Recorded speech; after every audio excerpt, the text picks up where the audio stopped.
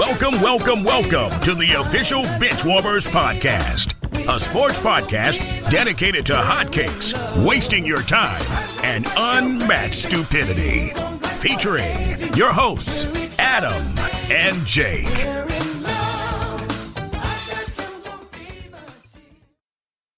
Hello, welcome to the Benchwarmers podcast. This is episode number 25, and we're happy to say we have guest Chris Kirshner on today. He's a reporter for The Athletic who covers the Hawks. So without further ado, sit back, relax, and enjoy the episode. All right, Chris, thanks for coming on the show today. We really appreciate it. Yeah, thanks for having me. Yeah, I just want to start it out by throwing out a few stats about Trae Young. So pre-All-Star break, he was averaging 16.7 points a game, 7.6 assists, but then post-All-Star break, I mean, he almost made a run for Rookie of the Year with Luka. I thought at one point he could catch him. He was averaging 25 points per game and over 9 assists. So what do you think happened with Trae Young in between the short break where he just started popping off? Yeah, I think the big thing for Trae, he had a really, really bad November. Shot under 20% from three and just could not get any bucket to fall for him. And I think the most encouraging point of that month for him was just him realizing that he wasn't doing anything mechanically wrong. He wasn't forcing things. He wasn't doing anything out of the normal for him.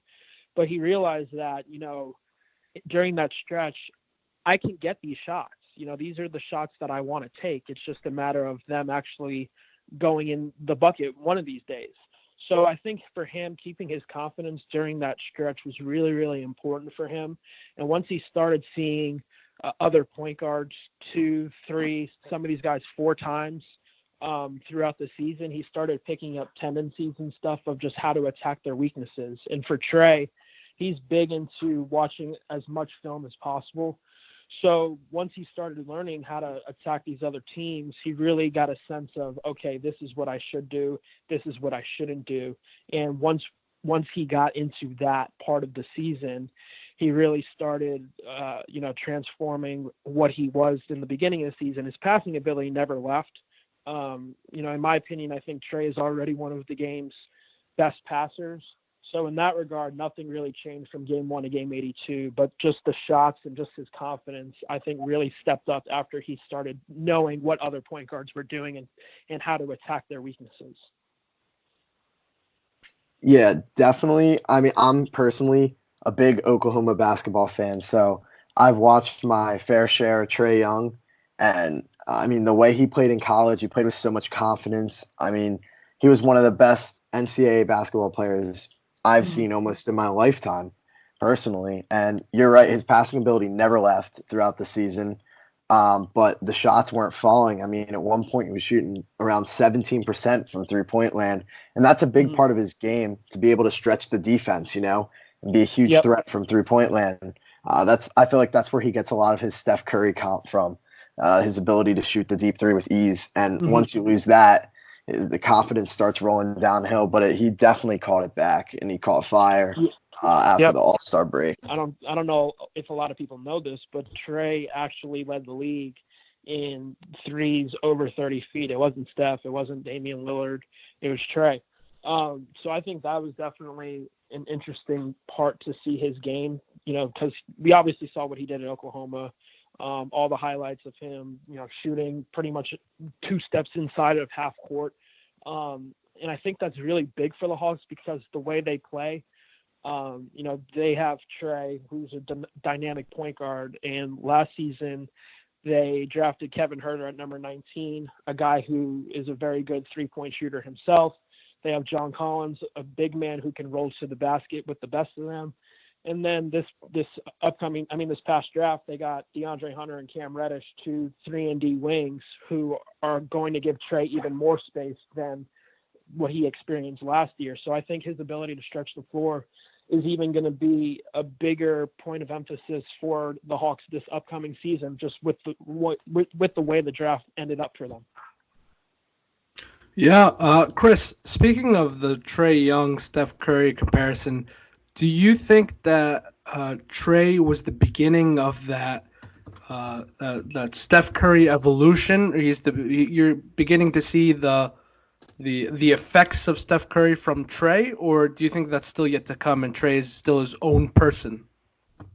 Yeah, I mean, I think he's his own person. I mean, I personally don't see the comparisons between him and Steph, to be honest with you, just because they play differently. I think the only thing that they have in common is them being able to shoot threes from a long range. Right. You know, I don't think I think the Steph comparison is, I don't know, kind of easy and weak, and I know and I get why people made those comparisons with him coming out of Oklahoma, but I personally don't see them.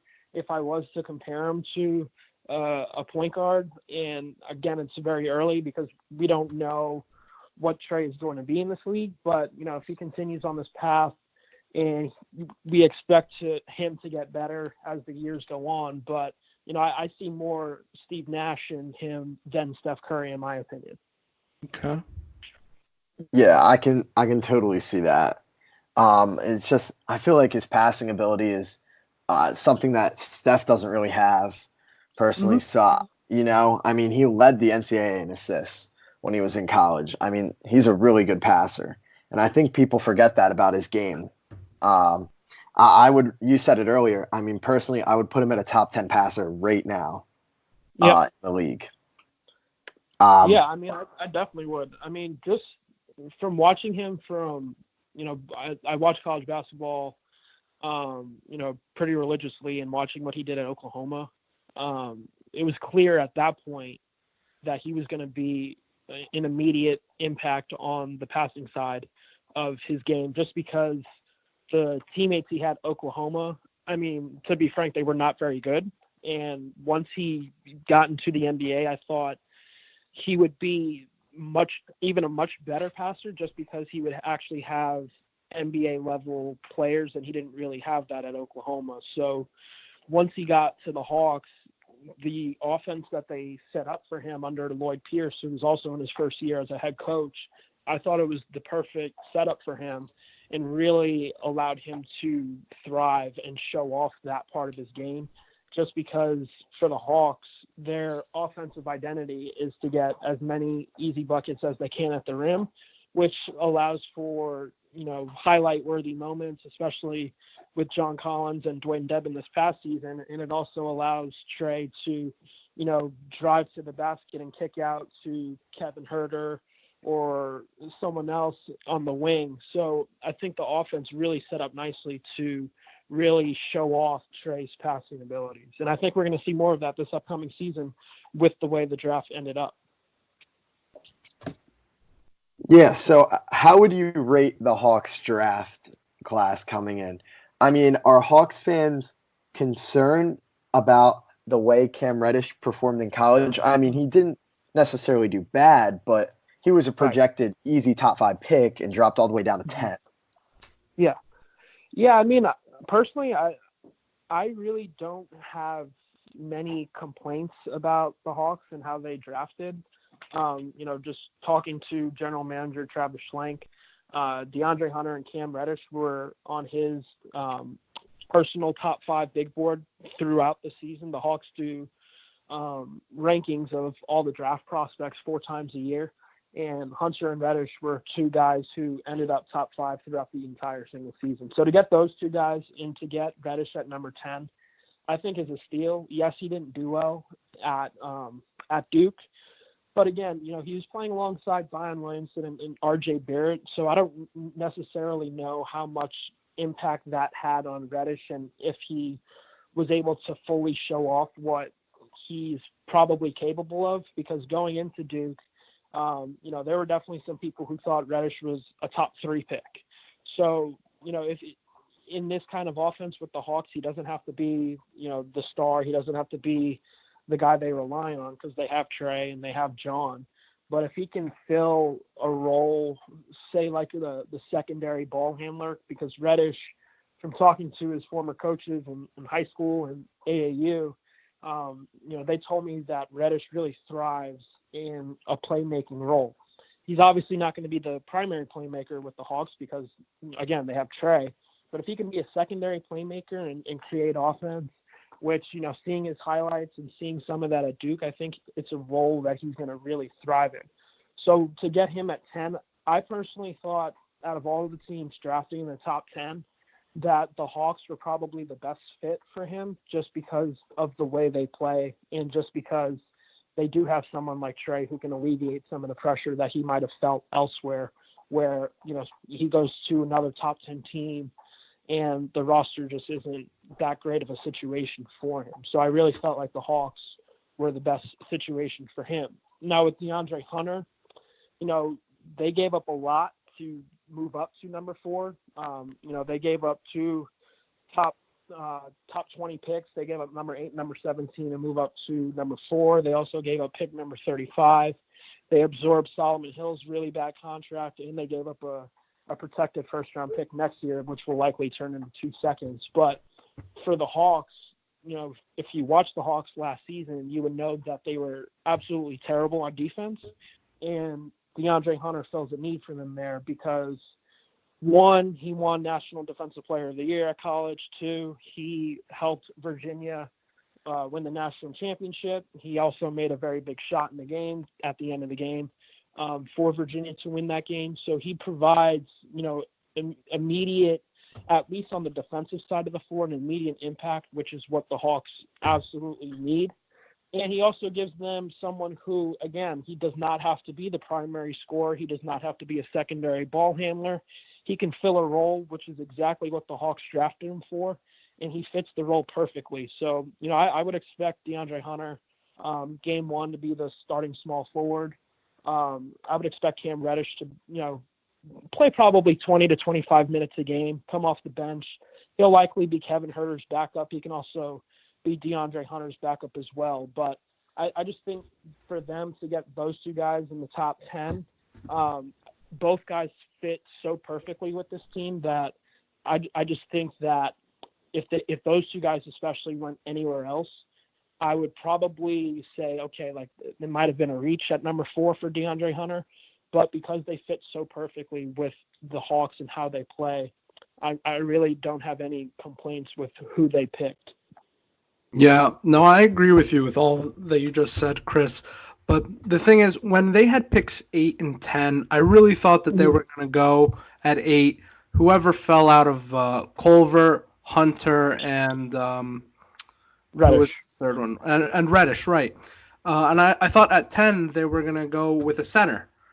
But then obviously when the trade went down, it became pretty apparent that at number 10 it was going to be when it went to the Pelicans or you were going to take Cam Reddish. It became pretty obvious when the Pelicans ended up taking the center. But I as a Heat fan myself, I was waiting and hoping that Cam Reddish would fall to 13, and I was trying to convince myself that he wouldn't go to the Hawks because I didn't really see where else he would fall other than the Hawks, and I thought it was a perfect situation for him to fall to, because that draft that they had, if you look at all of their players, I personally think it's the perfect group of players because none of them need the ball to be successful and to have an impact on the game.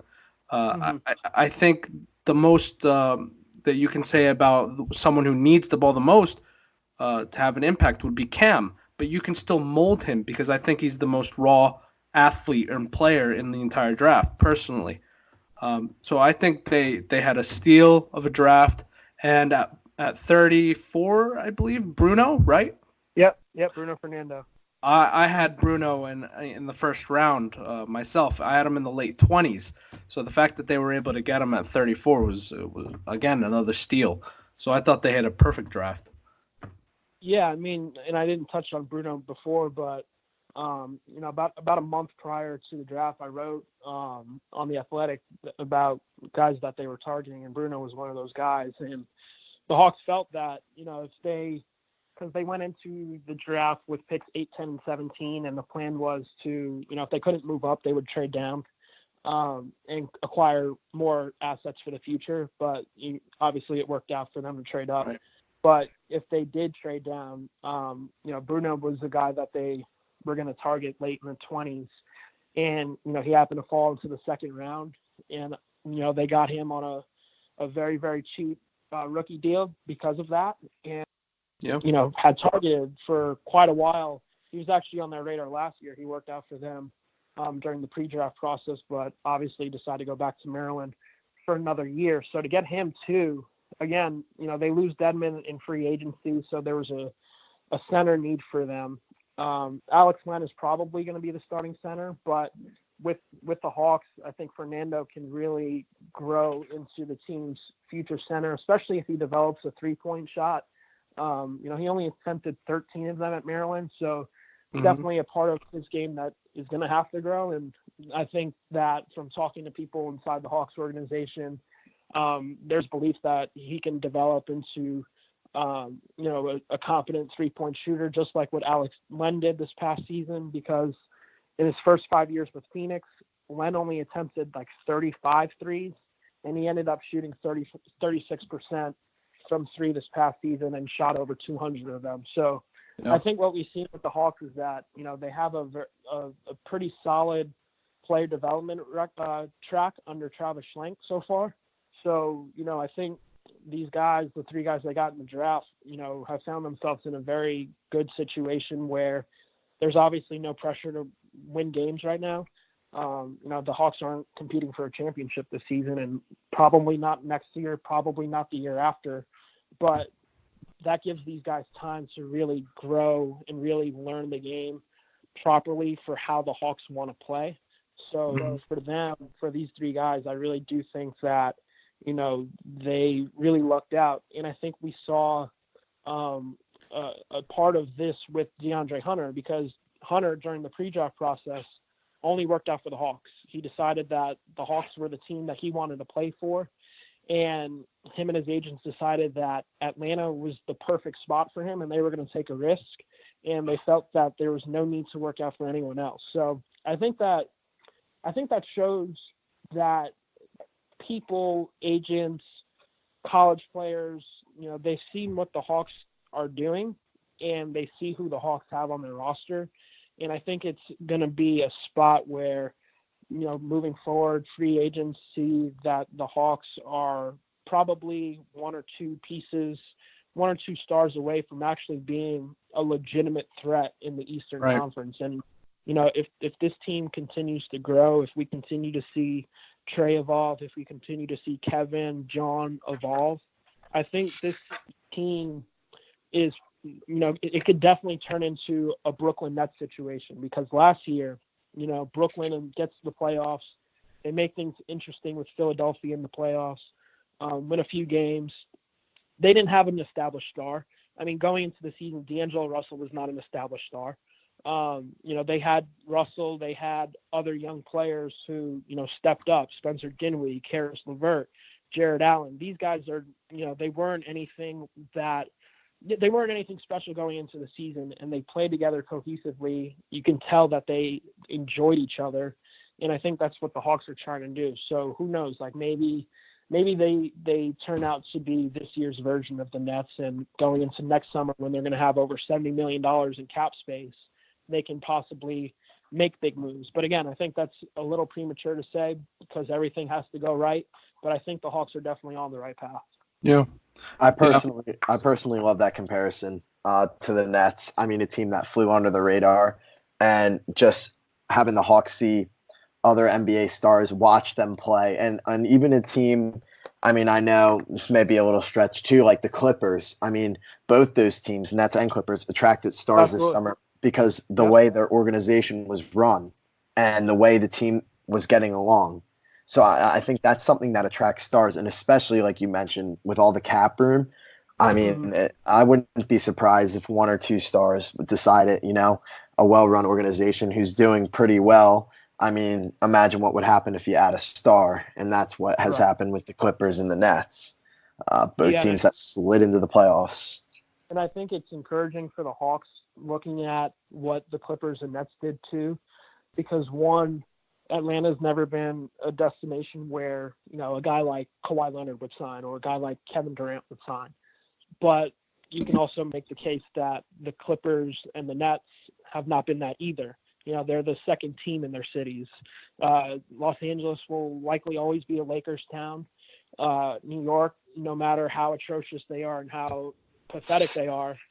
I mean, I grew up a Knicks fan, so I'm saying that as with love.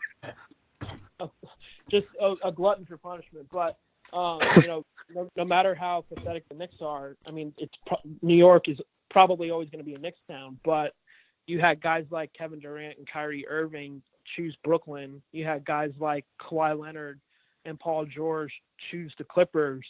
And if you're a team like the Hawks, who hasn't been that team where people are like, I want to play for the Hawks.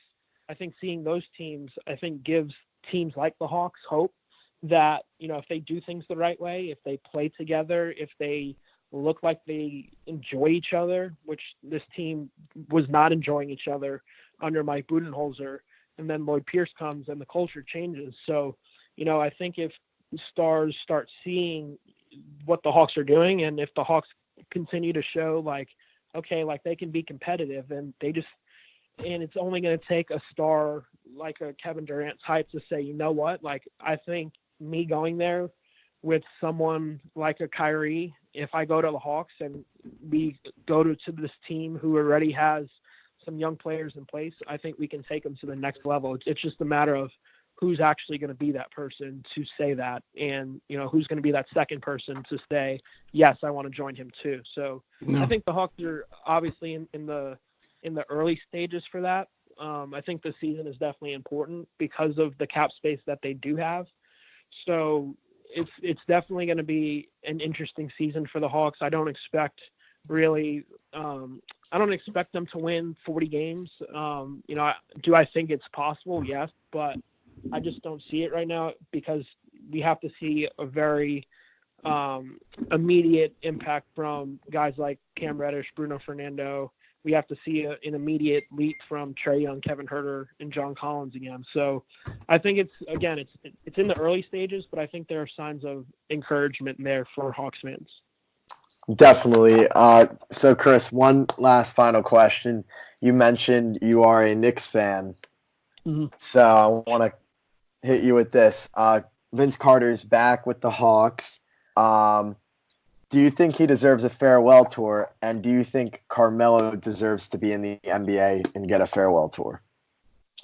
I think Vince is one of the game's greatest players ever. Is he top 10? No. Is he top 20? No. Is he top 30? Probably not. Probably in that 40 to 50 range.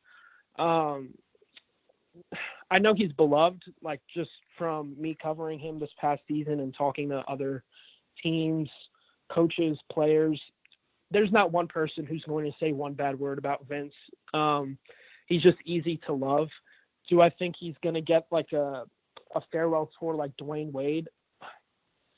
I really don't think so. He also from talking with him this past season and knowing who he is now, I also just don't think he's the kind of person who wants that attention. I mean, last season, some people thought it was going to be his final season and he would exchange jerseys like what Wade was doing, but it wasn't like a highly publicized thing where, he talked about it after games or whatever. I mean, he would talk about it if someone asked him about it, but it wasn't like he was trying to get that message across, like, hey, look at me, I'm collecting all these jerseys. But I think it's going to be interesting to see what they do. I mean, obviously, when he goes back to Toronto this season, they're likely going to do something, even though, some fans still haven't forgiven him for leaving Toronto the way he did.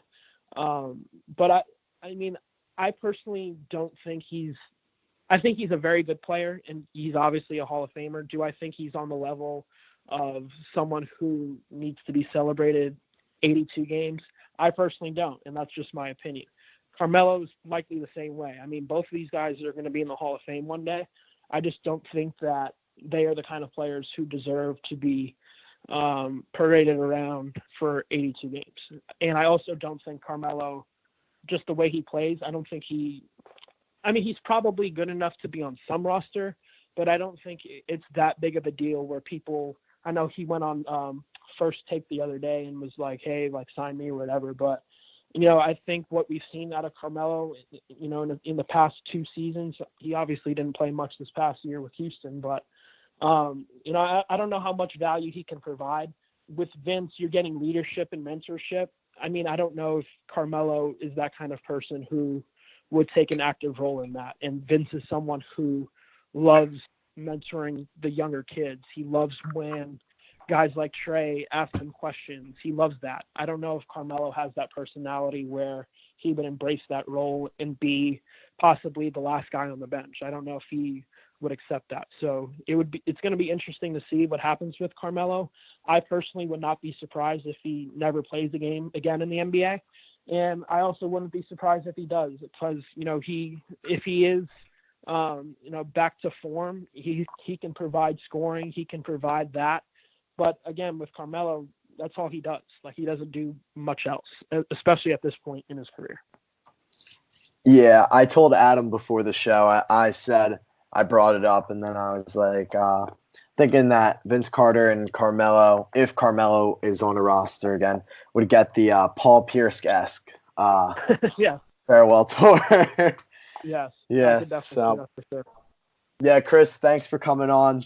Thanks a lot. All right, guys. It's just me and Adam now. And Adam is a little fired up. We're not going to run a poll on our worst take of the week because we had one. Just sweep everything. Adam, you want to? This thing sucks. I'm just going to get right into it. Okay, so today I was just on Twitter, just minding my own business, you know, just watching basketball highlights, not doing much. All right, just the usual day. And then I see NBA.com posting the NBA's all-decade team from 2010 to 2019. Vern, you know exactly what I'm talking about. I know exactly what you're talking about. We'll post this on our we'll repost this on our Twitter. We're not posting this. We're reposting it as our worst take. No, we're not posting. This doesn't deserve to be posted. No one else needs to see this. All right. Well, go ahead. Keep explaining. First team we have. So basically, they're ranking the players like it's first team, second team, third team all NBA, but from the entire decade. So from 2010 to 2019. So our first team is Curry, Harden, LeBron, KD, and Kawhi. Personally, I don't have that much of an issue with the first team. Okay? That might be a little bit of a shock, but I don't have that much of an issue. Second team is where it gets a little dicey. Second team, we have CP3, Westbrook, AD, Blake, and Melo. What the hell is Anthony Davis, Blake Griffin, and Carmelo Anthony doing on the second best team from 2010 to 2019? Can you explain that to me, Fern? Melo hasn't been a good player for what? 3 years, 4 years? Melo hasn't been in the league the last year. Blake can't live to see 81 games a year, and AD has made it out of the first round, where he has once. But in 9 years? Man, I don't know. Or should I say Westbrook? And then you got CP3. CP3 is the only one I can understand being there. You know what I mean? CP3 is a good pick there. Now I hate how people, and it seems to be like this, people are really banging on Melo because of his, I don't know. People are like Melo haters. I don't like that. I'm not a Melo hater. I just don't think that he should be on the second team of the decade when you got other guys who I'm about to name coming up in the third team and afterwards. All right. Go ahead. Why is Blake Griffin, who missed his rookie year, by the way, on the team of the year or the team of the decade? Am I right? He's a good player, though. Let's talk about the third team now. All right. Let's get there. So we've got Dwayne Wade, 3-time MVP, or 3-time champion, I mean. Dwayne Wade on the third team. Who in the first 4 years of the decade was in the finals. That Dwayne Wade, who won 2 championships in the last decade. Yes, that Dwayne Wade. And then you got this guy, Kobe Bryant. What is he doing in the 2010, 2019? Granted, I will give you 2000 to 2010 or 2009. Yes, he should be on first team all decade. But Kobe shouldn't be anywhere near this list. Am I right? Kobe? No shot he should be anywhere near this list. 2010 to 2014 Kobe was one of the worst players I've ever seen. But you got to take into account how good he was in the beginning of the decade. I do not care. The beginning of the decade, so like 1 year, puts him on a 2010 to 2019 all-decade team. Get out of here. He does not deserve to be on this list. Yeah, but now you're really gonna have him on third team for all decade? Now, if it was someone like Dwayne Wade, who's had 2 championships in the beginning of the decade, or not even in the beginning of the decade, then you can see why he's in the all-decade team. See what I'm saying? I have a problem with Anthony Davis being on the second team all-decade. Anthony Davis shouldn't be anywhere. He should be all right. He's a fringe third team. That's Davis. You're talking about how Mel hasn't touched a championship. Anthony Davis, this man has won 1 playoff series. Oh, I'm not done. The worst decision hasn't even come yet. The worst guy hasn't even come yet. All right. Then you got PG-13. All right. He has been a phenomenal player in the last 9 years. But again, he has not made it anywhere outside of... When was the last time he made it out of the first round? Wasn't it like 2014? It was 15. 2015 was the last time he made it out of the first round. It was the year before the 2016 championship. And then, 2015. That was the year. I can see why on talent he should be on the third team, but not off of credentials. Aldridge. I would take Dwight Howard over Aldridge. I'm not going to say his name. I'm not saying his name. Wade's going to be running. Wade is basically... I'm not saying that kid's name. What did he do? What did he do to deserve to be on the all-decade team? Adam, according to NBA TV, Dwayne Wade, the last 10 years, is on the same level as LaMarcus Aldridge. I gotta go. According to NBA TV, top analysis. This is verified NBA TV all-decade team. LaMarcus Aldridge has been underrated his entire career, and then out of nowhere, NBA.com decides to put him on the third team all-NBA decade team. Are you kidding me? Are you for real? You're going to put him on the same level as D. Wade? All right, so... The thing in LaMarcus Aldridge's career is when he had 50-something points when he was with the Spurs. And that 1 week with the Blazers when he went off for a whole playoff stretch where he had averaged like 40 points a game for like 5 games straight. That's the only memorable thing that I can remember this guy's entire career. I don't know. So if you were to reconstruct, just do a first and second team, who would be on it? First team, I would keep the same, I think. I would debate to change out James Harden for... No, he's been playing at a almost MVP level for 6 years now. You keep him on there. 6 years. Probably 3 years. No, not 3 years. No, more than 3 years. I would keep Harden in there. I'd keep CP3 on the second team. I would move Wade up to second team. Same. I would... that's 2 out of 5. I might actually... this is where it gets hard. Now, does it have to be like, say, you have to do like positions, like... No, it's just like whoever. just like random player, like just whoever. It's whoever. I would put Dwight third team. I would too. I would See. definitely That's what put Dwight 13. Dwight belongs in there somewhere. If Anthony Davis is on there, Yeah. Hold on. If Curry is first team, Clay is third team. Clay is definitely third team. And so is Damian Lillard. Damian is third team too. what I'm about putting all right. Lillard and Clay third team with PG 13, Giannis. It's the stuff and Dwight. Those are How my about, 5 for third team. You know what? I think they were missing a guy who goes by the name of Dirk. No. Dirk definitely belongs on there. Dirk has been 150 for 5 years now. Dirk's point per game starting, ready?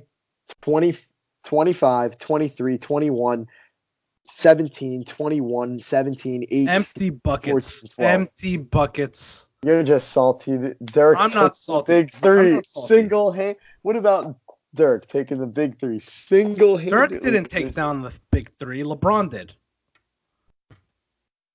What about Jason Terry? That's also LeBron. Jason You know who I was Terry is scared good. of the most that series? LeBron. It wasn't JJ I mean, it wasn't Dirk Nowitzki and his floaters and his 3-point shot. It wasn't Jason Terry. It was none of them. It was JJ Barea. JJ Barea. JJ Barea, the LeBron stopper. I swear to God, every time they put him on LeBron, it seemed like LeBron froze. So you really don't think Dirk belongs on there? Oh no, he doesn't belong on there. Empty buckets. Empty buckets. Second team's a little bit of an enigma for me, but I'm definitely gonna have CP3 and Wade are definitely headlining the second team. CP3, Wade, Dirk. I disagree with Dirk, but I'm keeping Dirk on mine. I'm gonna have to go. I'm really not a Russell Westbrook guy, but I can't see how I can not include him. To be honest, I might move Clay up to second team. That's high. I'm kicking Westbrook out of second team and third team. Westbrook's not on this list. I'm moving Clay up to maybe second team, and I might put in there Kyrie for third team. Oh, don't do that to me. Come on. I'm sorry. Kyrie. I know. The wound is still. Kyrie. I don't know about that. You know how much Blake deserves to be on second team? You're really killing Blake over here. Give me one season where he's played 81 games. 82 games, sorry. Come on. Kawhi Leonard, what did he play last year? Like 61 and then won a championship? Oh, I'm sorry. Yeah, he won the championship. I don't care if you play 20 games, as long as you win that championship, that's fine by me. I don't know. I'm gonna have to. You know who else should be third team? Al Horford. Al Horford? You know what? Al Horford. I can actually agree to that. I think Al Horford over Giannis. Al Horford. Giannis has not been like. Giannis is still like 21. What is he doing on this list? So what about John Wall? John Wall has been too dead for too long. Yeah, you're right. I mean, John Wall. I was thinking Kevin Love. Kevin Love has been Kevin Love the shooting guard. No, I gotta go Kevin Love on my second team. The only reason why I'd have Kevin Love up there is because of that one defensive possession against Steph. That's the only thing he's done in his career. No, he was so good for the Timberwolves. You mean Fat Love? He was so good for the Timberwolves, and you know it. What do you do? Huh? What about Iggy? He hibernated with the Wolves until LeBron came in there and saved them. Tired of all hearing all this LeBron talk. It's not my fault. LeBron's saving them. I don't know. I think that this is a top of our worst take of the week. We're gonna This is not just the worst take of the week. This might be the worst take of the month. We're gonna have to do a running. We're doing a running thread. That's what we're doing. LaMarcus Aldridge. What has he done? Let's see. Here, let me pull up LaMarcus Aldridge's stats for you. You could pull him up all you want. Even if you say that he won MVP, I'm not going to believe you. LaMarcus Aldridge's stats from 2010 on. He's got 21, 21, 21, 23, 23, 18, 17, 23, 21. That's third team of the decade. That's 10 years. I don't 10 care. Years of averaging basically 20. He went 1 year under 20 points. Oh, you want to play that game? Go give me Melo then. Melo. Well, Melo's not playing. I mean, Melo's not playing right now, so. I don't care. I bet you Melo's stats look good. So qualifications is, I guess, Kobe Bryant is the only player on all those lists who isn't playing right now. Well, theoretically. Right? Yeah. I guess Dwayne Wade didn't play last season. Yeah, he did. Ready? Melo? Well, Yeah. I said Dwayne Wade played last season, but isn't playing the season upcoming. All right. Ready? Melo? 25.6. Mm-hmm. 26.3, 22.6, 28.7, 27.4, 24.2, 21.8, 22.4, 16, 13. Told you. Those look good. They still look good. I'm telling you. So you're going to tell me on... LaMarcus Aldridge deserves to be third team NBA? I think Melo deserves to be third team All NBA for the decade. No. Again, you don't think Melo deserves to be on empty buckets. So what about Russell Westbrook? Where is he? I told you, Westbrook's out of my all three teams. Man, he's played. Speaking of playing in an MVP I'm playing level, it even. I'm playing it very fair. If Wade didn't win those championships, Wade wouldn't be on my second team, right? I mean, hey, I never said only one that you never said Wade doesn't deserve to be on the second team.